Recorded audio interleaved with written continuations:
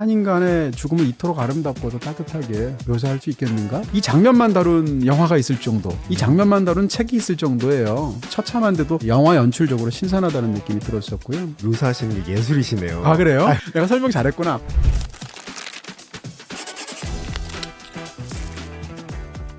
안녕하세요. BTV 이동진의 파야케아, 저는 현호준 매니저입니다. 안녕하세요, 이동진입니다. 영화에서 죽음 장면은 종종 네. 깊은 여운을 남기는 것 같습니다. 그렇죠. 인물이 죽는다는 것은 아마 보통 영화적으로도 가장 큰 사건, 일생에서도 그런 것처럼 일반 사람에게도 영화에서 특히 그렇죠. 오늘은 그래서 인상 깊은 최고의 죽음 장면 베스트 10을 다뤄보도록 하겠습니다. 네, 사실은 훌륭한 영화들은 다 특히 이제 인물이 영화 속에서 죽는 경우에 그 장면이 훌륭할 수밖에 없어요. 뭐 비극적이든 충격적이든 아니면 가슴이 아프든 어떤 쪽이든 그런 의미에서 이제 정말로 이제 우리가 이런 베스트를 꼽을 때 항상 그렇지만 너무나 많은 고민이 있었다. 78편쯤 고른 다음에 줄이는 과정을 통해서 도저히 더 이상은 못 줄이겠다 싶을 정도까지. 이번에 오랜만에 10개가 나왔어요. 10개 늘 했습니다. 5개, 7개였다가 네네네. 와 10개가 됐구나. 네. 저의 어떤 그 고육지책이라는 느낌이 아마 드시지 않을까 싶네요. 이번에는 21세기 아니라 올타임 베스트인 네, 거죠? 올타임 베스트입니다. 영화 역사상 가장 인상적이었던 제 주관적인 의미에서 사실은 못 넣은 작품 굉장히 많고요. 고전으로 얘기한다면 무슨 칼 드레이어의 그 잔다르크의 순환 같은 작품부터 시작해서 대중적으로는 다이아드 같은 작품도 있고요. 거기서 1편에서 왜 그 한스 그로버인가요? 그 악당이 떨어져서 죽는 그 유명한 장면이 있잖아요. 그다음 뭐 엑소시스트가 떠오르기도 하고 그린말도 있고. 근데 이런 작품들 다 눈물을 흘리면서 제가 이렇게 딱 이렇게 뺐고 정말 10개를 딱 줄여서 오늘 여러분께 말씀을 드리도록 하겠습니다. 오늘 아무래도 죽음 장면이니까 스포가 포함될 수밖에 없겠죠? 정말 그렇습니다. 그래서 오늘 영화를 이제 10편을 소개할 텐데 이 10편 하나씩 보시면서 못 본 영화 나왔다 하면 약간 좀 킵해 두셨다가 건너뛰었다가 뭐 나중에 보셔도 되고요. 뭐 스포일러 같은 거 신경 안 쓰시는 분이라거나 이미 보셨던 분이거나 내용을 아시는 분들은 그냥 보셔도 좋고요. 취향에 따라서 선택하시면 될 것 같습니다. 저는 알고 봐도 좋더라고요.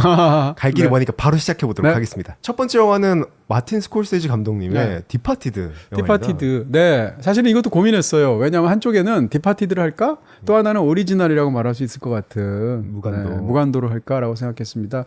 영화로만 따진다면 저는 무간도를 더 좋아해요. 무간도에도 높은 평가를 내릴 수 있다고 생각해요. 더군다나 이게 오리지널이라는 측면도 있고. 근데 지금 말씀드렸던 그 가장 결정적인 죽음 장면은 이 디파티드 쪽이 뛰어나다고 생각하는 쪽입니다. 어떤 점에서 그랬을까요? 취향에 관한 문제인 것 같아요. 무간도에서, 그러니까 다시 말하면 이제 영화의 가장 중요한 인물이 죽는 이쪽에서는 양조위가 죽고요. 디파티드에서는 레오나르도 디카프리오가 죽죠. 벌써 스포일러예요. 스포. 네, 그렇습니다. 더군다나 가장 결정적인 거라서. 근데 이 장면을 보면 무간도는 훨씬 더 낭만적으로 찍었고요. 그다음 대중적으로 찍었고 약간 보는 입장에서는 감정이입을 목적으로 해서 굉장히 뭉클하면서도 가슴 아프게 주인공이 그렇게 자기 억울함 같은 것을 사연을 밝히지도 못하고 죽지 않습니까? 심금을 울리는 음악을 넣어주고 당연히 슬로모션 걸어주고 뭐 이런 방식으로 해서 그 장면을 촬영했단 말이에요. 심지어는 그 무간도 장면을 보시면 이제 양조위가 총 맞는 장면이 2번 나와요. 연달아서. 그러니까 무슨 예능 프로그램도 아닌데 이럴 정도로 그 장면이 너무 중요하니까 강조를 했단 말이에요. 근데 마틴 스콜세지는 와 진짜 대단하다는 생각을 했습니다. 너무 중요한 장면이고 영화의 클라이맥스고 하는데 설마 여기서 이런 장면이 만약에 무간도를 안 본 특히 이제 서구의 관객들이라면 그 이야기를 처음 보지 않았겠습니까? 전혀 예측할 수 없는 순간에 전혀 예상할 수 없는 방식으로 그 장면을 너무나 건조하게 드라이하게 그 다음에 사전에 무슨 징조도 없고 그것을 뭐 방점을 넣어서 강조하지도 않고 아주 냉혹하고도 차갑게 그러면서 사실적으로 영화 속에 집어넣었거든요. 그런 측면에서 대단한 선택이면서 대단한 연출력이다라고 생각이 들고요. 약간의 차이들이 있어요. 무간도에서 보면 엘리베이터 타기 전에 총을 맞고 여기서는 엘리베이터에서 내려오면서 문이 열리면서 총을 맞죠. 이런 식이에요. 열리자마자 바로. 예. 그거 어떻게 예상할 수 있겠어요? 네. 심지어 그 앞뒤로 근처에 일어나는 그 일련의 그 시퀀스도 전혀 예측이 안 됐어요. 그 뒤도 그렇잖아요. 네. 지금 말씀하신 그대로 그 이후에도 사실 2번의 더 살인이 있어서 그 엘리베이터 살인 장면에서는 이제 디파티드에 한정하면 3명이나 죽는단 말이에요. 4사람 중에.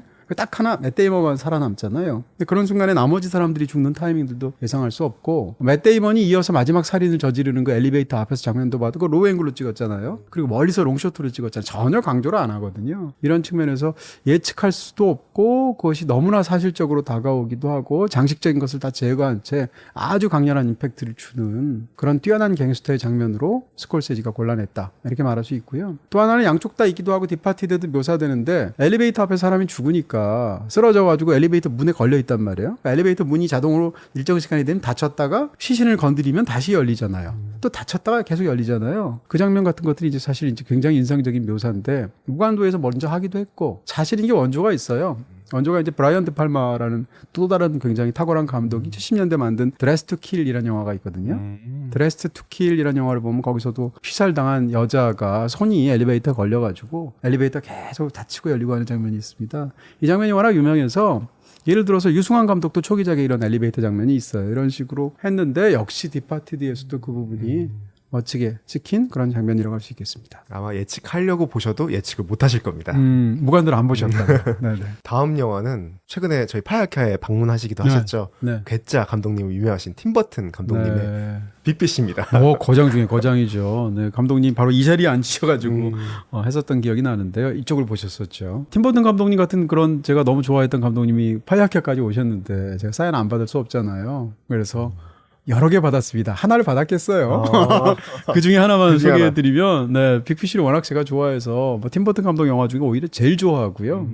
빅피쉬를 제가 사전에 미리 구매를 해서 외국에서 샀어요. 비슷한 물고기 꽈한 것 같은데요. 비슷한데, 네, 메기를 샀어야 되는데 메기로 저렇게 크게 잘 나온 게 없더라고요. 그래서 이제 또 다른 빅피쉬를 해서 감독님께서 멋지게 빅피쉬라는 제목과 함께 사인을 해주셨죠. 네. 사람들이 이 영화 하면은 그 노란색 황수선화를 보통 기억을 하잖아요. 네. 여기도 죽은 장면이 있었나요? 그렇죠. 영화의 이제 클라이맥스에서 역시 또 이제 얘기할 수밖에 없는 그런 어떤 그 결말의 부분이기도 한데요. 사실 이제 아들이 아버지를 이해하는 과정을 다룬 그런 영화지 않습니까? 어려서부터 아버지가 너무 허풍쟁이고 가족도 잘 이렇게 잘 못 챙긴 것 같고 그래서 아들이 아버지를 원망하고 있는데 아버지가 임종이 되니까 아버지하고 약간 대면대면한 관계지만 임종을 맞으러 이제 고향으로 귀향을 하게 되죠. 병상에서 아버지를 이제 마지막을 수발을 드리게 되는데 근데 아버지가 이 병상에서도 버릇을 못 버리시고 내가 말이야 하면서 과거 얘기를 하는데 또 말도 안 되는 얘기를 하는 거예요. 맞죠. 네, 무슨 6m 거리를 만났다는 둥, 뭐 한국전에 참전해서 어쨌다는 둥.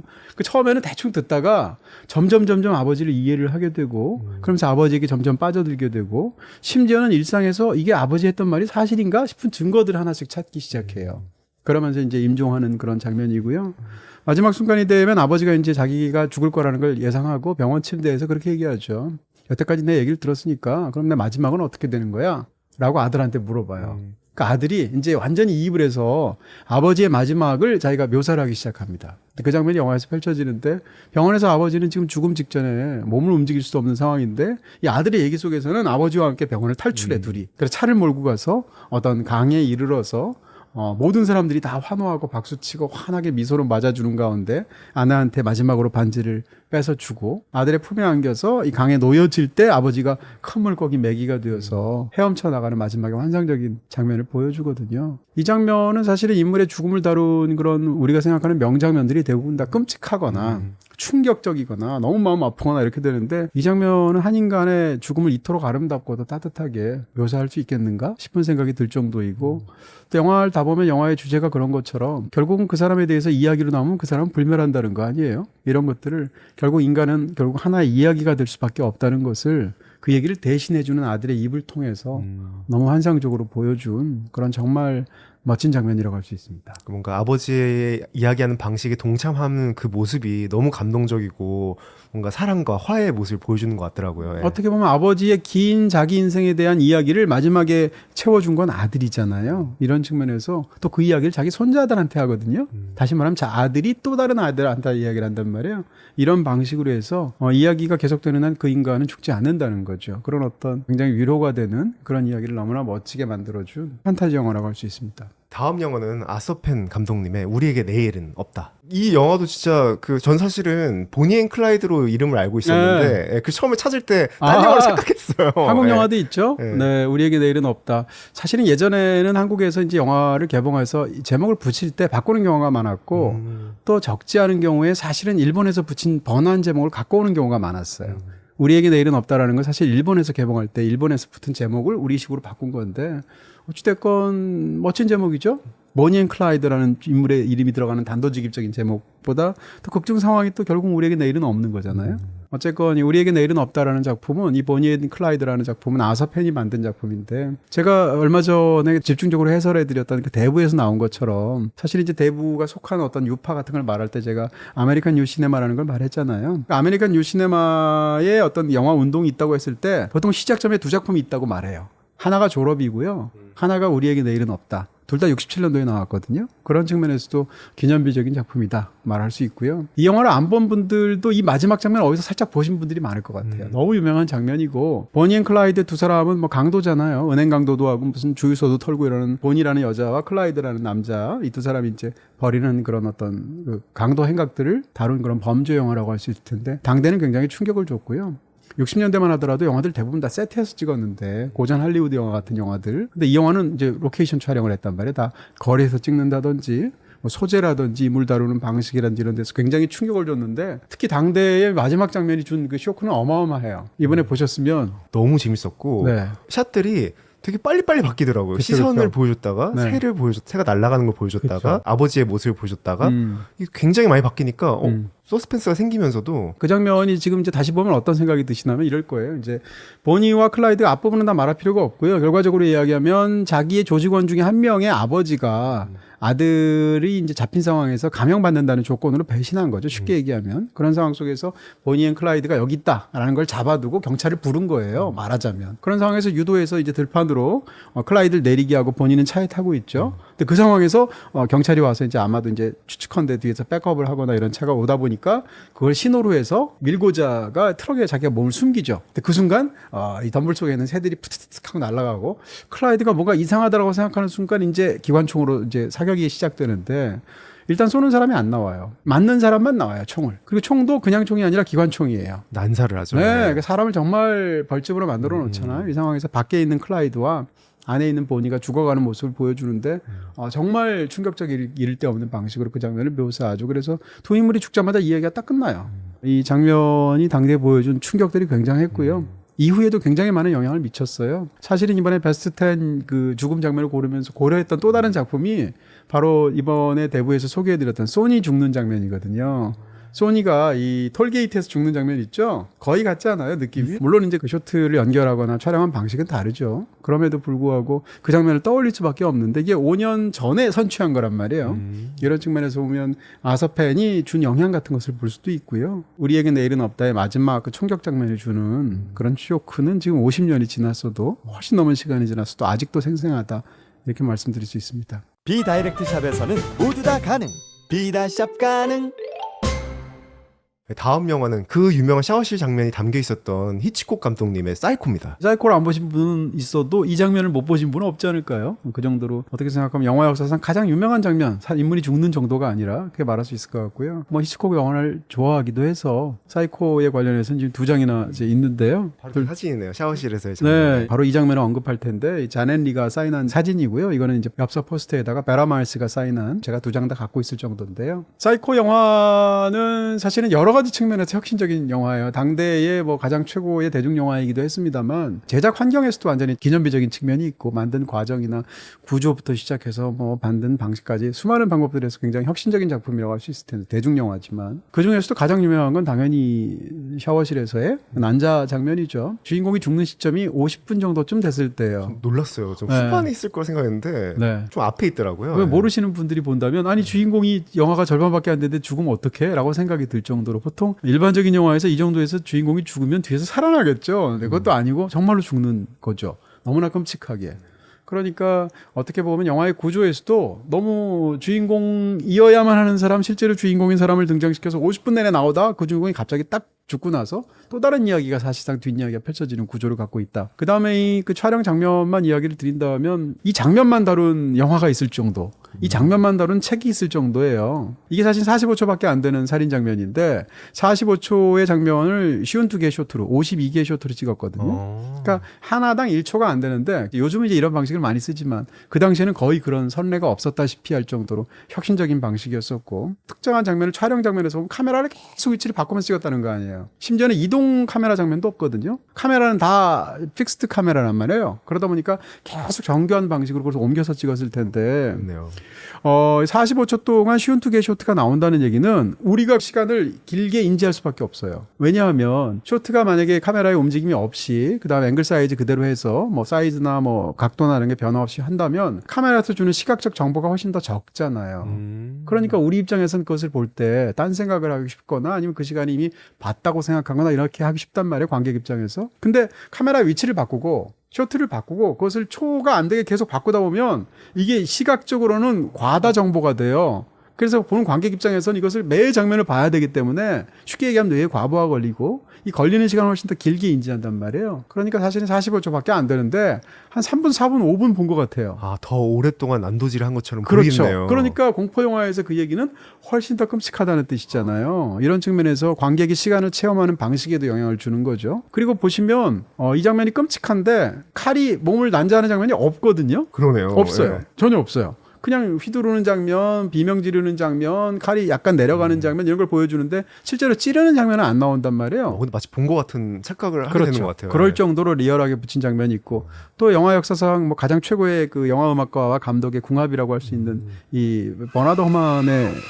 또 음악이 나오잖아요. 그것도 현악기로 땅땅땅 이러는 게 그 자체로 막 이렇게 사람을 찌르는 것 같은 느낌이 주지 않나요? 그래서 음악 강렬하게 들어가죠. 이런 부분에서 사실은 그 장면이 준 뭐 어마어마한 충격을 말할 필요가 없을 것 같고요. 더군다나 그 장면이 이루어지는 게 샤워실이란 말이에요. 특히 히치콕이 이제 많은 경우 2창 같은 데서 그런 부분을 다뤘지만 사람들이 갖고 있는 관음증 같은 게 있단 말이에요. 그런 것들에 대해서 샤워실이기도 하고 커튼 넘버에 있고 커튼을 열면서 난자를 시작하잖아요. 그럼 마지막으로 주인공이 죽을 때는 커튼을 잡고 두두두두 떨어지면서 죽거든요. 근데 그 장면에서 어떻게 돼 있냐면 주인공이 쓰러지게 되면 이 다리로부터 이제 그 난자당에서 피가 이제 흘러내리죠. 흘러내릴 때 그게 이제 샤워의 드레인 속으로 시계 반대 방향으로 물이 이렇게 소용돌이를 치면서 간단 말이에요. 근데 그것을 이제 우리가 보통 비주얼 매치컷이라고 하잖아요. 제가 예전에 영화학개론 때 설명드린 것처럼 매치컷을 통해서 다음 장면으로 바꾸는데 쓰러져 있는 그녀의 눈동자와 물이 이렇게 반시계 방향으로 들어가게 되는 그 샤워기 배출구를 서로 일치시켜서 장면을 전환하죠. 디졸브를 통해서. 근데 거기서는 또 정반대로 우측으로 다시 말해서 시계 방향으로 그 눈동자를 틀어주면서 점점 뒤로 빠지거든요. 관객 입장에서 본다면 이 끔찍한 살인을 어떤 식으로든 보면서 굉장히 충격을 받았을 거 아니에요. 그러면서도 어떻게 보면 약간 관음증적인 환경에 동참했다고 볼 수도 있겠죠. 그 상황에서 피가 흘러들어가는 걸 보는 순간 그게 인물이 처참하게 죽어되어 있는 눈동자였다라는 것으로 며칠 의미를 시켜서 뒤로 빠지게 되는 순간 관객 입장에서 굉장히 불편한 느낌을 준단 말이에요. 왜냐하면 그것을 보고 있는 자신의 존재가 떠오를 수도 있고 여러 가지 측면에서 그 뒷장면에 그 죽음 이후의 시신을 보여주는 연결하는 방식까지 굉장히 흥미로운 여러 가지 측면들이 있죠. 이것을 다 집대성한 정말 놀라운 그런 테크닉과 또한 놀라운 영화에 대한 태도를 보여주는 그런 장면이라고 할 수 있습니다. 네, 다음 영화는 파벨 파브리코프스키의 이다라는 영화입니다. 이런 건 감독 이름만 제대로 발음하셔도 영자랄처럼 한 보여요. 10번 연습했습니다. 네. 파블리코프스키, 네. 파블리코프스키. 네. 포스터에 사인 받는 거 좋아하는데 이건 파벨 파블리코프스키가 사인이 담겨 있는 또 그런 포스터이기도 합니다. 파벨 파블리코프스키 폴란드 감독인데요. 네. 이 당시 이제 이다로서 국제적으로 특히 널리 알려지게 됐고 이 직후에 나왔던 이제 콜드워라는 또 굉장히 또 사랑 영화. 네, 정말 처절한 그런 사랑 영화가 있기도 하고요. 파블리코프스키의 이다라는 영화는 정말 시적인 영화거든요. 그리고 영화가 다루는 이야기에서 정말 암시적인 부분만 주고 보통 영화는 이제 영화의 이입이 될 수 있도록 화면 구성부터 시작해서 스토리텔링에서의 대사를 사용하는 방식까지 이런 걸 적극적으로 해서 관객을 끌어들인단 말이에요. 근데 이 영화는 많은 것들이 굉장히 모호하게 암시만 되어 있어요. 그것이 이제 심지어는 영화를 만들어내는 시각적인 부분에서도 그렇고 내용에서도 그런데요. 이다라는 이제 수녀가 있습니다. 근데 수녀가 이제 어려서부터 수도원에서 자랐고 수녀원에서 자라면서 이제 자기가 서원식을 해서 정식 수녀가 돼야 되는데 수녀 원장님께서 사실은 말이야 라면서 너한테 이모가 있다 라고 말을 해주는 거예요. 그러니까 한번 서원식 직전에 한번 찾아가 봐라 라는 말을 하게 되고 자기는 평생 고아하고 친척이 없다고 생각했는데 그래서 완다라는 이모를 처음으로 본 적도 없는 이모를 찾아갑니다. 근데 완다는 보자마자 굉장히 냉정하게 대하고 자기가 조카이다라는 걸 인정해 주면서도 대충 이제 쌀쌀맞게 대하죠. 그래서 이모랑 같이 며칠 있게 되는데 이모가 뜻밖의 얘기를 해주는 거예요. 너의 진짜 이름은 사실은 이다다 라고 말을 해주고 그 다음 너는 유대인이다 라고 말을 해주고 부모님은 다 일찍 돌아가셨다라고 말을 하게 되는데 부모님이 이제 이 영화의 배경은 60년대니까 2차 세계대전 당시에 부모님이 이제 죽은 것으로 되어 있죠. 근데 거기에 대해서 완다도 이제 정확하게 이 이다의 부모가 어떻게 죽었는지 모르는 상황에서 그 부모의 어떤 죽음이 어떻게 되어 있는지 혹시 유골이 있다면 지금이라도 어떻게 찾아서 매장해 줄 수 있는지를 두 사람이 같이 노력해서 찾게 돼요. 그러면서 알게 되는 어떤 과거사의 비밀 이런 겁니다. 주인공은 당연히 이다지만 이 완다라는 여성도 영화에서 굉장히 중요한데 그 이모인 완다가 별명이 피의 완다예요. 왜냐하면 이 뭐라고 그럴까요? 이제 2차 세계대전이 끝나고 나서 이제 폴란드가 공산화됐잖아요. 그리고 났을 때 이제 그 공산주의 이념을 사람들에게 강압하기 위해서 사실은 거기에 대해서 다른 생각을 갖고 있는 사람들을 막 숙청했단 말이에요. 그랬을 때 공안 판사로서 그 수많은 사람들에게 사형 선고를 내려서 죽도록 만든 사람인 거예요. 그런 상황에서 이제 피해 완다라고까지 이렇게 됐는데 이러다 세월이 좀 지나가게 됐죠. 이 상황이었는데 이 완다에게도 어떤 비밀이 있었고 그게 이제 이 이다의 부모의 유고를 찾는 과정에서 결국 알려지게 되죠. 완다도 몰랐던 사실을. 그러면서 이제 완다 자체가 굉장히 쇼크를 받게 되는데 그러면서 영화 속에서 이제 완다가 죽는 장면을 제가 이제 골랐습니다. 이 영화를 잘 몰라서 제가 좀 스토리를 조금 길게 말씀을 드렸는데요. 이 장면은 정말 영화를 볼 때 그 당시에 너무너무 놀랬고요. 정말 충격이었어요. 충격이죠. 완전 전조 없이 갑자기. 바로 그 말입니다. 전조가 전혀 없다라는 거. 그 다음에 이걸 또 이렇게까지 묘사할 수 있을까? 이런 방식으로 처참한데도 다른 한편으로는 이제 영화 연출적으로 신선하다는 느낌이 들었었고요. 완다 입장에서는 더 이상 살 의미가 없는 상황이 된 거예요. 영화에서는 제대로 묘사하고 있지 않지만 그 상황에서 완다가 이제 어떤 사람을 보내게 되고 목욕을 하고 나서 자기가 이제 쉽게 얘기하면 사실은 마음속에서는 결심을 한 상황이죠. 집에 혼자 남은 상황에서 갑자기 가서 이 창문을 엽니다. 거실 바깥에 있는 창문을. 담배는 계속 손에 들고 있고요. 그 장면 영화에서 보면 하나의 쇼트로 찍혀져 있는데 문을 열고 와서 왼쪽으로 프레임 바깥으로 퇴장을 했다가 다시 좀 있다 다시 또 들어왔다가 이번에 오른쪽 바깥으로 또 물건을 날랐다가 다시 또 들어왔다가 그리고 다시 창문 쪽으로 걸어가면서 담배를 옆에 있는 잿더리에다 비벼 끄죠. 그리고 뭐 돌아보는 것도 아니고 유서를 쓰는 것도 아니고 손으로 이렇게 하는 것도 아니고 바로 문을 열린 상태에서 그대로 뛰어내려서 그렇게 스스로 이제 생을 마감하는 장면이에요. 사실은 이런 장면으로 또 다른 명장면 중에 하나가 디 아워스라는 영화에도 나와요. 거기에 에드 해리스가 이런 방식으로 이제 스스로 결정하는 장면이 있는데 거기서는 그래도 에드 해리스가 자기가 왜 그래야 되는지에 대해서 막 절절한 마음을 토로하기도 하고 하니까 우리가 인물에 대해서 이해를 할 수 있고 이입을 하고 있단 말이에요. 물론 그래서 더 충격적인 부분도 있겠지만 근데 이단은 인물에 대해서 거의 설명을 하지 않고요. 그저 짐작만 할 수 있는 상황에서 심지어는 그것도 카메라도 굉장히 멀리서 찍었죠. 인물이 막 프레임 바깥으로 나갔다 들어왔다 굉장히 산만하기도 하죠. 거기다가 세상에 대해서 자기의 삶에 대해서 아무런 변명도 하지 않는 것처럼 한 상황에서 그냥 무심하게 그대로 뛰어내려서 끝난단 말이에요. 이런 측면에서 그 장면을 예상할 수도 없을 뿐더러 더군다나 그 장면을 묘사한 굉장히 건조하면서도 서늘한 시각 같은 게 있는데 이런 측면에서 놀라운 잊을 수 없는 그런 또 명장면이라고 할 수 있겠습니다. 완다가 그 뛰어내린 다음에 그 텅 빈 방을 봤을 때 숨이 턱 막히더라고요. 이런 장면들이 이제 몇 개가 떠오르는데 이달을 봤을 때 그 충격은 지금까지 생생해요. 다음은 구로사와 아키라 감독님의 란이라는 영화입니다. 사실은 이제 란 보신 분들 많지 않을 것 같다는 생각이 들고요. 보기가 어려우시겠지만 기회 되시면 꼭 봐라라는 말씀을 좀 드리고 싶습니다. 뭐 구로사와키는 이제 가장 화려하게 그 자기의 스타일적으로 또 굉장히 영화사에 거대한 충격을 남긴 사람이고 특히 이제 액션 혹은 뭐 전투 장면 이런 데서 정말 수많은 명장면을 만들었죠. 서구의 감독들한테도 큰 영향을 많이 미쳤어요. 근데 구로사와 아키라 자체가 서양의 어떤 고전들에 굉장히 깊숙하게 탐닉해 있던 그런 거장이었어요. 그러니까 예를 들면 셰익스피어를 좋아했거든요. 그 셰익스피어의 4대 비극 중에서 예를 들어서 맥베스를 일본 영화로 만들었습니다. 그게 이제 거미집의 성이라는 영화거든요. 번안에서 만든 거죠. 그 다음에 리어왕도 만들었어요. 그게 바로 란입니다. 그러니까 리어왕을 보면 이제 아버지와 3명의 그 공주에 관한 이야기잖아요. 셰익스피어의. 왕을 영주로 바꾸고 그 다음에 3명의 공주를 이제 3아들로 바꾼 거예요. 성별을 바꾼 다음에 이제 굉장히 풍부한 이야기를 만들어냈는데 어찌됐건 이 영화가 이제 뭐 가족들 간의 어떤 그 엄청난 그런 서로가 서로를 죽이는 이야기잖아요. 그런 비극을 다루고 있는데 특히 이제 제가 꼽은 장면은 카에데라는 첫째 며느리이기도 하면서 둘째 며느리이기도 해요. 왜냐하면 첫째가 죽은 다음엔 둘째랑 다시 결혼을 하게 되니까. 그럼 어떻게 생각하면 영화 속에서는 이제 빌런이죠. 그녀가 자기 뜻대로 그 집의 며느리임에도 불구하고 이 집안을 멸문하게 만드는, 망하게 만드는 것으로서 자기 온갖 노력을 해서 마침내 그걸 성공시키는 것이 이제 종반부에 나오게 되죠.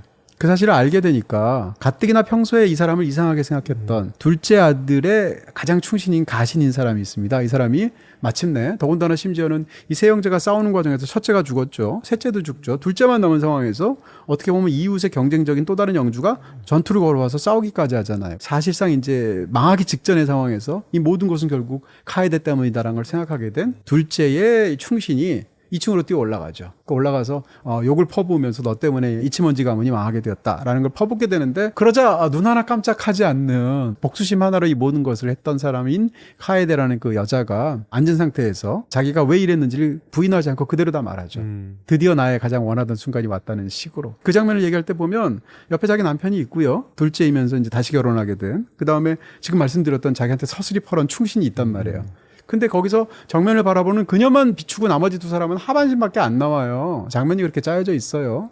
거기다가 이 상황 속에서 이제 분을 못 참고 마침내 그 가신이었던 사람이 카에데를 한 칼에 죽이게 되죠. 근데 그 장면에서 칼을 뽑는 순간 카메라가 마치 떨리는 것처럼 격렬하게 움직이죠. 그러면서 실제로 칼을 휘둘러서 죽이는 장면은 안 보여주고 칼을 휘두르는 그 충신 장면만 이 상반신 위주로 보여주는데 칼로 베는 순간 이 피가 마치 소나기가 오는 것 같은 소리가 나면서 벽에 이제 피가 엄청나게 묻으면서 단칼에 이제 죽는 장면인데 인물을 죽는 걸 직접 보여주지는 않았어요. 그렇지만 그 장면이 주는 쇼크는 굉장하고요. 사실 이제 구로사와 아키라 감독의 수많은 전투 장면들 중에서도 혹은 저희가 결투 베스트 5 한 적이 있어요. 거기서 치바키 산주로라는 영화를 제가 말씀드리면서 단칼에 상대를 해치우는 유명한 장면을 그 중에 한 장면을 말씀드렸잖아요. 그 장면이 떠오르기도 하고 여기서 물론 결투가 아니라 한 사람을 죽이는 거지만 이런 측면에서 이 영화의 마지막 파국에서 집안이 망하는 것은 이제 다 결정이 됐고 수많은 사람들이 죽었는데 그 순간에 처형하는 장면 정말 인상적인 그런 장면이죠. 그리고 나서 이제 죽인 충신은 영주인 둘째 아들한테 자기 가서 이제 싸우고 오는 동안 당신 자결하라고 얘기하잖아요. 나도 곧 당신 뒤를 따르겠다고 말을 하고 그 장면 자체가 주는 것들도 있고 카에데의 어떤 행동과 그것을 잡아낸 어떤 그 화면 연출이나 이런 방식에서 충격을 주는 죽음 장면이라고 할 수 있습니다. 평론가님 그 묘사하시는 게 예술이시네요. 아, 그래요? 왜냐면은 네. 이 작품이 BTV 없어가지고 좀 네. 자료하면 어떻게 하지 계속 고민하고 있었는데 네. 그냥 이 말 들으시면 그대로 상상하는 그 그림이 딱 맞습니다. 예. 안 보셔도 돼요? 네, 당연히 그래도 보시겠지만 보셔야죠. 네. 과연 맞는지 한 영이 있어요. 정확하십니다. 네. 네. 다음 영화는 저는 사실 이 영화 고르실 거라고 예상도 못했습니다. 네. 스탠리 큐브릭의 2001 스페이스 오디세이. 네. 이번에 고른 것 중에서 사람이 아닌 유일한 케이스라고 할 수 있죠. 사실은 캐스트웨이도 고를까 했어요. 거기 배구공의 죽음이 나오잖아요. 윌슨. 네. 근데 이제 윌슨보다 이걸 제가 골랐고요. 이건 이제 헬 9000, 보통 이제 헬이라고 하죠. 헬이라는 말하자면 인공지능 컴퓨터죠. 컴퓨터인데 인류의 어떤 기원을 찾아간다고 할 수 있는 결과적으로 보면 그런 어떤 우주에서의 항해를 다룬 그런 내용이잖아요. 근데 긴 항해 중에 뜻하지 않게 이 모든 것을 관장하면서 인간을 돕기 위해서 설계된 것으로 보이는 인공지능 컴퓨터가 사람을 죽이잖아요. 그래서 결과적으로는 이제 승무원 중에서 한 명밖에, 데이브밖에 남지 않잖아요. 마지막 순간이 되면 데이브가 설마 했는데 이 컴퓨터가 우리를 죽이려고 했고 실제로 죽였다는 걸 깨닫게 되죠. 그래서 복수심도 있지만 여러 가지 어떤 감정 때문에 이 헬 9000를 쉽게 얘기하면 없애는 장면이죠. 컴퓨터 입장에선 죽음이라고 말할 수 있겠죠. 근데 그 장면이 정말 너무나 훌륭한 연출력으로 촬영이 됐어요. 일단 어떻게 보면 방금 전에 말씀드렸던 그 란 같은 영화랑은 정반대. 란은 정말 전광석화 만에 0.3초 만에 끝나잖아요. 그게 아니고 너무 느린 죽음. 컴퓨터의 죽음을 어떻게 할 것인가. 모듈을 하나하나 다 해체를 해야 된단 말이에요. 하나하나 해체하는 과정인데 우주선 내에서이고 여러 가지 측면에서 굉장히 느리게 묘사될 수밖에 없겠죠. 그 상황에서 하나하나를 다 해체를 하고 끄는 과정을 통해서 결국은 컴퓨터를 이제 다운시키는 것인데 이 컴퓨터 입장에서는 그걸 저항하죠. 그 저항해서 처음에는 제가 잘할 수 있습니다라는 말도 하고 그럴 수밖에 없었다는 얘기도 하고 앞으로는 고칠 수 있다는 말까지 하고 애걸을 해요. 자기가 살기 위해서. 그래도 뒷부분이 되면 너무 무섭다고 얘기하고 떨고 그러다 마지막엔 노래 부르면서 죽는단 말이에요. 근데 그 순간 데이브는 한마디도 안 해요. 묵묵하게 그 수많은 것들을 다 하나씩 해체하는 과정을 하고 있어요. 더군다나 그 장면이 묘사가 되고 있는 데는 붉은 조명 때문에 온통 불그스름하게 보이고 데이브조차도 빨간색 우주복을 입고 있고 지금 여기 달도 지금 빨간 달이 떠 있는데 무서워요. 네. 더군다나 이 컴퓨터 하면 지금도 떠오르는 게 제가 이것도 역시 기념품으로 갖고 있는데 헬 9000 이 빨간 눈동자로 보이는 렌즈가 엄청나잖아요. 그러니까 자기를 해체하는 과정을 심지어는 컴퓨터의 주관적인 시점 쇼트로 잡은 장면도 있어요. 빨간 눈동자 너머로 비추는 장면까지 심지어는 영화 속에서 등장하거든요. 그러니까 해체하는 사람, 쉽게 얘기하면 죽이는 사람은 말 한마디도 안 해요. 끝에 가서 그래 노래 한번 해봐 라는 말 딱 한마디 하고 그 사이 컴퓨터는 처음부터 끝까지 계속 변명부터 시작해서 다짐부터 공포의 말까지 늘어놓는데 이 말은 또 우리가 지금 요즘도 AI 우리가 목소리라고 말하는 고저장단의 변화가 없이 평탄하게 그런 극적인 말을 또 쫙 그냥 기계처럼 말한단 말이에요. 데이브, I'm 그렇죠. afraid. 그렇죠. 점점 말은 느려지고 그러다가 점점 이 메모리들을 없애가는 과정 속에서 말하자면 컴퓨터의 기억이 퇴화되겠죠. 과거로 들어가겠죠. 그래서 자기를 처음 만들었을 때 원체험의 기억으로만 돌아가는데 그게 바로 데이즈벨이라는 노래를 아마 창작자가 테스트 삼아서 이렇게 아마 이렇게 해서 그 노래를 넣어줬겠죠. 그래서 그 노래를 부르면서 죽잖아요. 그 노래가 또 가사가 나는 점점 미쳐가고 있어. 데이지를 너무 사랑하는데 나는 사실은 볼품없는 남자고 어쩌고 이런 가사란 말이에요. 이런 내용에 대한 어떤 아이러니까지 정말 명장면이다라는 생각이 드는 그런 컴퓨터의 죽음 장면이라고 할 수 있습니다. 다음 영화는 리들리 스콧 감독님의 에일리언입니다. 에일리언입니다. 근데 에일리언 뭐 지금까지도 이어지고 있는 아주 훌륭한 대중적인 시리즈인데 에일리언 전 시리를 통틀어서 제일 유명한 장면 하면 이거 같아요. 이 죽음 장면 제 생각에 1편에 이제 케인이라는 사람이 나오게 되는데 케인 역할을 맡은 사람이 존 허트예요. 어떻게 생각하면 약간 아까 말씀드린 사이코하고도 비슷한데 에일리언 1편이 나왔을 때만 해도 시고니 버는 전혀 알려진 배우가 아니었단 말이에요. 그런 상황에서 1편에 등장하는 모든 배우를 통틀어서 제일 유명한 사람이 존 허트예요. 그 당시에. 그래서 충격적이었던 네, 거군요. 더 충격적인 게 있는 거죠. 그랬는데 존 허트가 나오게 되고 이제 초반에 많이 나오고 심지어는 초반에는 시거니 이버가 적극적으로 일에 끼어들지도 않아요. 리플리 자체가 이야기 속에서. 그러다 후반부에 완전히 달라지게 되는데 그런 여러 가지 이유로 사람들이 존 허트가 중심이라고 생각을 해요. 근데 그러다가 노스트로모호를 타고 이제 가다가 이상한 소리가 들려서 이상한 발신음이 들려서 확인하러 갔다가 이상한 것들을 보게 되고 심지어는 에일리언 알들을 보고 너무 놀라는데 그중에 에일리언 하나가 부화돼서 깨어나면서 페이스허거라고 하잖아요. 얼굴에 달라붙잖아요. 그래서 얼굴에다가 이제 유충을 집어넣는 거잖아요. 인간의 숙주로 삼아서 그 일을 당하게 되죠. 표정이 실장님 지금 표정이 너무 리얼한 거야. 내가 설명 잘했구나. 그 페이스허거가 붙게 되죠. 근데 붙은 상태로 이제 선내로 들어오는데 이게 안 떨어지는 거예요. 더군다나 에일리언은 피가 산성이니까 잘못되면 완전히 큰일 나겠죠. 근데 이게 나중이 되면 저절로 떨어져요. 그 떨어지고 나서 그 전까지 거의 기절 상태였던 이 존 허트, 그러니까 이 케인이라는 사람이 아무렇지도 않게 배고프다고 식사를 하게 되는 거죠. 그래서 다 이상이 없구나. 그 에일리언은 너무 이상한 끔찍한 경험이었지만 라고 생각하고 식사를 하는데 갑자기 농담하면서 왕성하게 식사를 하던 사람이 갑자기 막 이상하다고 속을 하고 눕게 되는데 가슴에서 체스트 버스터라고 하죠. 가슴을 버스팅하면서 튀어나오는 거잖아요. 그래서 에일리언이 탄생하게 되는 너무너무 충격적이면서 에일리언 전 시리즈의 어떤 하나의 인상을 결정하게 된 그 장면이죠. 어떻게 보면 최초의 희생자네요. 예. 그러네요. 에일리언에 의해서 적어도 이 시리즈에서 처음으로 죽은 그 장면인데 이게 다 CG 없던 시대를 만든 거거든요. 1979년도에 나왔으니까 컴퓨터 그래픽이 영화에 본격적으로 도입된 게 한 3, 4년 뒤거든요. 트론이라는 작품이에요. 그런 측면에서 본다면 여러 가지 방식으로 이제 만든 건데 당시에 촬영할 때 이런 스토리라는 건 알았겠죠. 그 장면에 선원들이 다 있잖아요. 여러 가지 나머지 우주인들도. 근데 이 사람들이 구체적으로 어떻게 할지 그 장면 리허설을 안 했다고 그래요. 그런 상태에서 특수효과를 동원해서 물론 그 장면을 아주 매끄럽게 한 번에 찍지는 않았겠습니다만 그래서 영화를 보시면 이 체스트 버스터가 튀어나오는 순간에 옆에 주변에 그 리액션 쇼트가 배우들이 연기를 너무 잘해요. 비명이 진짜였던 거군요. 그게 현장에서 그거 한번 본다고 하면 이건 뭐야? 보세요. 이런 얘기는 없었는데. 그러니까 아무리 그걸 이제 수동적인 방식으로 한다 하더라도 현장에서 끔찍했겠죠. 그래서 보면 특히 그 여승무원의 어떤 리액션이 진짜 끝내주거든요.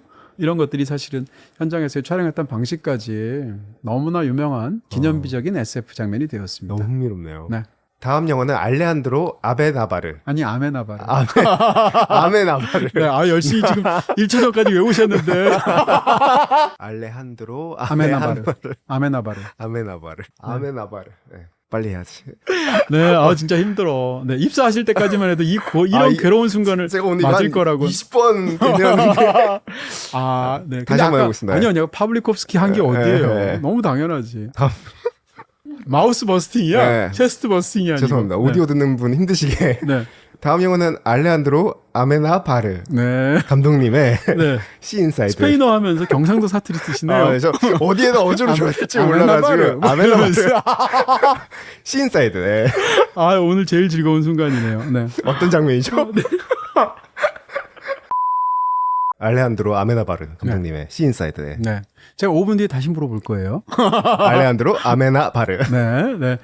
알레한드로 아메나바르는 지금은 약간 좀 뜸한데 정말 뭐 한때는 스페인의 가장 그 주목되는 그런 젊은 감독으로서 정말 훌륭한 작품, 디아더거스 같은 작품도 만들기도 했었고요. 훌륭한 감독이죠. 아메나바르가 만든 이 시인사이드를 보시게 되면 이것은 안락사 문제라고 하기도 하고 또 이제 요즘 또 조력 자살이라는 말을 쓰기도 하고 그런 다시 말하면 인간이 자기의 태어남을 조절하거나 판단하거나 선택할 수는 없지만 적어도 죽음은 자기가 선택할 수 있지 않겠는가라는 일각에서의 주장이 있죠. 근데 거기에 대해 또 반대되는 견해도 당연히 있으면서 굉장히 이제 큰 사회적인 논란거리이기도 하지만 이 문제를 없어라 할 수는 없는 것 같아요. 우리에게도 굉장히 다가오는 문제이고 어떤 나라에서는 이미 하고 있기도 하고 굉장히 드물지만 주인공인 이 산페드로라는 사람의 얘기 나오는데 후안 산페드로라는 사람은 실제 있었던 사람이에요. 실화를 다룬 이야기인데 이 사람이 20대 시절에 바닷가에 가요. 바닷가 근처 마을에 살고 있다가 이제 해안 절벽 같은 데서 젊은 시절에 혈기왕성할 때 그냥 이렇게 다이빙 하잖아요. 근데 그것이 밑에가 굉장히 얕은 그런 바다여서 거기서 굉장히 중상을 입고 완전히 목 이하로는 움직일 수 없는 그런 평생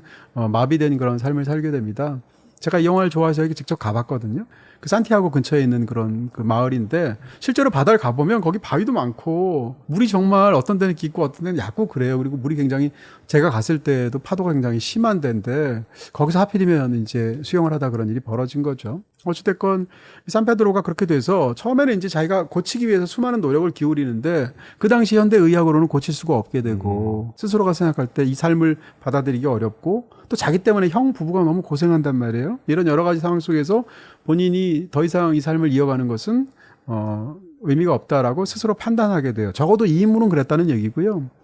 그 상황에서 근데 죽고 싶은데 죽기 위해서는 자기 스스로도 죽을 수가 없어요. 왜냐하면 온몸이 마비니까. 누가 도와줘야 되는데 도와주면 그 사람이 어떻게 되겠습니까? 범죄자가 되는 거예요. 왜냐하면 그런 것을 인정하지 않는 사회적인 법체계 때문에. 그렇게 법적으로 이제 도움을 받게 안 되니까 자기가 자기 나름의 방식으로 어떤 생각을 해서 결국은 이제 조력자살을 실행하게 되는 그런 이야기입니다. 근데 이제 본인이 세상을 떠난다 하더라도 남은 자기를 도와준 어떻게 보면 자기를 너무 사랑하는 그 사람들한테 피해가 가면 안 되잖아요. 그러니까 법적인 어떤 증거를 위해서 카메라를 갖다 놓고 자기가 죽는 전 과정을 다 카메라에 담는 거예요. 왜냐하면 나는 내 뜻대로 내 자의적인 의지로 이렇게 죽게 되었다라는 걸 보여줘야 되니까. 그러면서 이제 판사들이라든지 남은 사람들을 향해서 말을 하게 되죠. 그 말을 하는 과정에서 이제 그 죽음이 어떻게 일어났는지를 보여주다가 본격적으로 이제 카메라에다가 하기 시작하면 굉장히 가까운 빅클로즈업부터 시작해서 카메라가 서서히 뒤로 물러나죠. 그래서 인물이 이제 보여지게 되는데 인물이 좀 물러나는 가운데 말을 다 맞춰요. 마치면 카메라를 가만히 보고 있으면 거기서 굉장히 인상적이게도 쇼트가 바뀌어서 그때까지 글을 찍고 있던 카메라만 딱 단독 쇼트로 나와요. 근데 그 장면이 굉장히 강렬한 인상을 주거든요. 카메라가 계속 담고 있었던 거고요. 그리고 다시 이제 그 카메라가 담는 시선으로 산페드로가 이제 결국 선택하는 장면이 나오는데 빨대를 가지고 그 독극물이 있는 것을 일일이 다 빨아들이고 그럼 당연히 반응이 오겠죠. 막 괴로워하면서 뜨겁다라는 이야기예요. 고통 속에서. 그러면서 죽어가는 모습을 쇼트를 나누지 않고 그대로 보여줘요. 이거는 어떻게 생각하면 저는 굉장히 훌륭한 판단이기도 한 것 같아요. 연출적으로도 뛰어나지만 조력 자살이라는 문제가 삶에 대한 존엄성이라는 문제를 다루면서 서로 다른 수많은 시각들이 있을 수 있는데 적어도 이 인물은 그렇게 선택을 했죠. 그렇지만 그걸 막 아름답게만 표장하는 게 아니거든요. 그걸 마셨을 때 실제로 어떤 고통이 있는 건지 어떻게 죽어가는 건지를 사실상 보여주는 거란 말이에요. 그리고 영화가 사실은 인간다운 죽음을 죽기 위해서 그렇게 노력한 사람 얘기인데 마지막 장면을 대충 아름답게 음악 깔고 암시적으로만 묘사한다고 한번 생각해 보세요. 그럼 저는 그것 자체가 문제를 회피한다는 느낌이 들 수도 있거든요. 그런 측면에서 마지막 보여준 방식까지 굉장히 충격적이면서도 그것 자체가 영화를 보고 나면 누구나 다 수많은 생각을 하지 않겠어요? 나라면 어떨까부터 시작해서 굉장히 중요한 화두, 회피할 수 없는 언젠간 우리도 경우에 따라서는 맞닥뜨릴 수밖에 없는 사회적인 문제이기도 하기도 하고 또 개인적인 문제이기도 하잖아요. 이런 것을 제시한다는 측면에서도 훌륭한 마지막 인물의 죽음을 다루는 장면이라고 할 수 있습니다. 다음 영화는 올리버 스톤 감독님의 플래톤입니다. 네, 올리버 스톤은 20년 전에 한국에도 팬이 굉장히 많았던 그런 감독이고 특히 이제 플래톤이라는 영화로 이제 좀 총화로 떠올랐던 그런 감독이기도 하죠. 베트남전을 다룬 수많은 영화들이 있는데 제일 많이 지금까지도 거론되는 작품이 제 생각엔 플래톤하고 지옥의 묵시록이 아닌가 싶을 정도예요. 플래톤은 이제 흥행적으로도 엄청나게 성공했고요. 우리나라에서도 참 대단했었거든요. 근데 플래톤 지금도 포스터를 보시면 이 인물이 죽는 게 포스터예요. 실제로 영화에서. 크리스라는 청년이 있는데 집도 유복하고 이런 상황에서 약간 낭만적인 생각으로 베트남전에 참전을 자기가 자원 입대를 해요. 갔더니 사실은 자기가 생각했던 그런 게 아니고 생지옥이죠. 사실상 자기가 멘토로 삼을 만한 부대에 2명의 선임이 있는데 한 명은 반즈라는 사람이고 또 한 명은 엘리아스라는 사람인데 반즈라는 사람은 굉장히 이제 전쟁에서 유능하지만 그 중에서 특히 이제 베트남의 민간인들을 학살하는 일들을 하게 되고 평상시에도 약간 사이가 안 좋았는데 그 학살 사건이 있고 나니까 훨씬 더 인간적인 관점을 갖고 있는 엘리아스 입장에서는 이 반지에 저항하게 되죠. 두 사람이 막 심지어는 싸우기도 하고 앙숙이 되는 거예요. 이 상황에서 굉장히 혼란스러운 도덕적인 상황이나 전투의 상황에 봉착해 있는 이 크리스는 혼돈을 겪게 되죠. 그러다가 이제 전투를 벌이게 되는데 적이 훨씬 더 많게 되고 매복에 걸리게 되고 이런 상황에서 절멸할 위기까지 부대가 해서 이제 퇴각을 하게 되는데 그 급한 와중 속에서 이제 엘리아스가 부대원들을 돕다가 따로 떨어지게 돼요. 그러니까 반즈가 엘리아스를 구하러 가겠다라고 해놓고 사실은 가서 엘리아스를 총을 쏘죠. 그러니까 아군에게 총을 쏘서 죽이려고 하는 거죠. 자기는 죽였다고 생각해가지고 돌아와서 엘리아스는 죽었다고 말을 하고 그때 마침 오게 된 구조 헬기에 나머지 부대원들이 타고 가게 됩니다. 엘리아스가 죽었구나 해서 굉장히 슬픈 마음에 또 적들이 막 몰려오니까 빨리 헬기가 떠나야 되잖아요. 떠난 상황에서 위에서 크리스가 이렇게 내려다 보니까 엘리아스가 뛰어오고 있는 게 보이는 거예요. 그러니까 반즈는 죽였다고 생각했는데 엘리아스가 안 죽었고 그 상황에서 뒤에 바로 지근거리에서 10수미터 뒤에서 수많은 그 적들이 막 그 총을 들고 쏘고 있는데 얘는 지금 총 맞은 상처를 막 부여잡고 막 넘어졌다가 일어났다가 하면서 뛰어오는 게 보이는 거예요. 그러니까 크리스가 구하러 가자 그러죠. 이게 보여지는데 그 뛰어오는 멀리 보이는 그 롱쇼트의 장면도 이제 일단 음악도 굉장히 비장하게 깔리면서 슬로우 모션으로 보여주거든요. 그러면서 결국은 헬기를 타지 못하고 쓰러져서 죽게 되는 장면인데 마지막 죽을 때 또 이렇게 손을 위로 뻗치고 죽게 되죠. 그게 바로 이 플래툰의 그 유명한 포스터가 되기도 했고 또 그렇게 손을 벌리고 죽는 것은 특히 서부에서 약간 종교적인 느낌이 들잖아요. 희생이라든지 예수 그리스도를 떠올리게 하잖아요. 이런 여러 가지 측면에서 굉장히 기념비적인 장면이 됐고요. 어떻게 보면 굉장히 이제 영화적으로 슬로우 모션이나 음악이나 인물의 움직임이나 이런 것들이 굉장히 꾹꾹 눌러서 표현한 거죠. 근데 그 영화랑 너무 잘 맞게 되었고 이 엘리어스라는 극 중에서 관객들이 너무나 사랑한 하나의 캐릭터가 이 죽는 모습을 너무나 극적으로 보여준 그런 기념비적인 장면이 되었습니다. 평론가님, 오늘 저희가 최고의 죽음 장면 베스트 10을 소개했는데 이런 식으로 자기 취향에 대해서 큐레이션을 해가지고 콘텐츠를 추천하면 돈이 될 수 있다는 거 아셨나요? 저희가 그런 서비스를 준비를 했는데 이름부터 되게 직관적이에요. 바로 취향이 머니라는 서비스입니다. 이 서비스는 장르 통합 월정의 BTV 플러스 고객님을 대상으로 진행하는 서비스인데요. 쉽게 말하자면 자신의 콘텐츠 취향으로 큐레이션해서 추천하는 것으로 캐시를 받을 수 있는 서비스입니다. 참여 방법은 아주 간단합니다. BTV 홈 화면 옆에 있는 BTV 플러스 취향이 머니를 클릭하시고요. 다음에 첫 번째 배너인 참여 방법은 머니, 참여하기를 클릭하시면 QR코드가 나옵니다. QR코드를 스마트폰 카메라로 스캔만 하시면 참여 페이지로 이동하게 되는데요. 인증번호와 닉네임을 입력하시고 추천하고 싶은 주제와 BTV 플러스에서 볼 수 있는 콘텐츠 7에서 10편을 적어주시면 돼요. 그럼 어떤 리워드를 받는지 궁금하실 텐데요. 참여만 해도 1000개씩을 드리고요. 추천한 리스트가 선정되면 BTV 플러스 화면에 실제로 올라가게 되고 그 조회수당 10개씩가 적립이 됩니다. 한 달 동안 가장 많은 조회수를 기록한 고객님께는 1등에게는 50만 캐시, 2등에게는 30만 캐시, 3등에게 10만 캐시가 추가 적립됩니다. 벌써 이렇게나 많은 분들이 캐시를 챙겨왔습니다. 평론가님도 이거 참여하시면 앞으로 쭉 1등 하시겠네요. 지금 놓친 게 얼마예요 지금. 파이안 여러분들도 아무래도 영화 취향이 다들 깊으실 테니까 취향도 알리면서 또 돈도 벌 수 있는 기회를 꼭 참여했으면 좋겠습니다. 평론가님 오늘 다양한 영화들을 소개해 주셨는데 특별히 더 추천해 주실 영화 있으실까요? 네, 10편 다 너무 훌륭한 작품인데요. 근데 이제 평상시에 제가 또 언급한 살짝 이런 영화들도 있기 때문에 한 번도 제가 말씀드린 적이 없는 것 같은 이다 그리고 또 디파티드 두 편 다 서로 다른 방식으로 참 뛰어난 작품인데 여러분께 추천드리겠습니다. 평론가님이 추천해주신 이다와 디파티드는 BTV 그리고 모바일 BTV에서 보일 수 있습니다. 5초 안에 TV 셋톱박스를 찾아보세요. 5, 4, 3, 2, 1. 정답은 TV 뒤. 감쪽같이 숨어있죠? 선 없이 더 깔끔하게. 어디서든 자유롭게. SK 브로드밴드의 초소형 셋톱박스 스마트 3 미니. 지금 SK 브로드밴드 기가 인터넷과 BTV를 신규 가입하면 이동식 TV까지 무료. 이것이 바로 BTV 무빙. 비다이렉트 샵에서는 모두 다 가능. 비다샵 가능.